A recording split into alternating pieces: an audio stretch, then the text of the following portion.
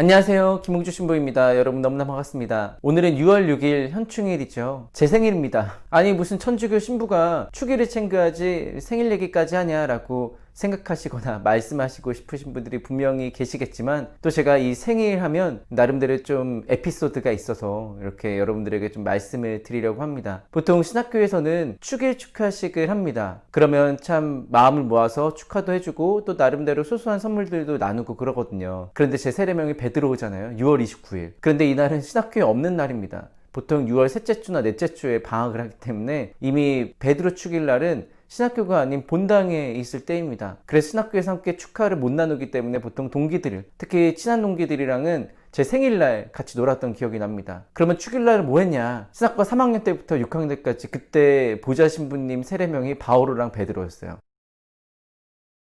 어쨌든 그래서 제가 생일날 참 여러가지 에피소드들도 많고 기억들도 많이 납니다. 그런데 제가 이렇게 생일 선물들을 보통 받잖아요. 뭐 제가 뭐가 이쁘다고 그렇게 동기들이나 아니면 주변 분들께서 그래도 참 감사하게 선물들을 이렇게 주시고는 하는데, 그 선물들이 참 하나하나 다 기억에 남고 감사한 마음입니다. 그런데 그것들 중에서 그래도 가장 마음에 기억 남는 선물을 하나만 뽑으라면 저는 어머니께서 끓여주시는 미역국이라고 말씀드리고 싶습니다. 그 이유는 세상 어떤 것과도 바꿀 수 없는 정성이 들어가 있기 때문이죠. 보통 선물하면 우리가 감사한 마음으로 주던지 축하하고자 하는 마음으로 주던지 다양한 이유로 주는 경우가 있잖아요. 그런데 어머니께서 주시는 그 미역국은 정말 그 자체로 사랑이잖아요. 내가 좋기를 바라는 그 마음 말입니다. 대가를 바라지 않는 마음이죠. 물론 다른 사람들이 주는 그 선물도 뭐 대가를 바라거나 그래서 주는 건 결코 아니겠지만, 그것보다 더 큰 사랑이 아마 담겼을 거라 생각합니다. 아마 여기 시청하시는 분들 중에서 부모님들께서는 분명히 이해하시리라는 생각이 듭니다. 게다가 저 같은 경우는 출가한 그리스도인이고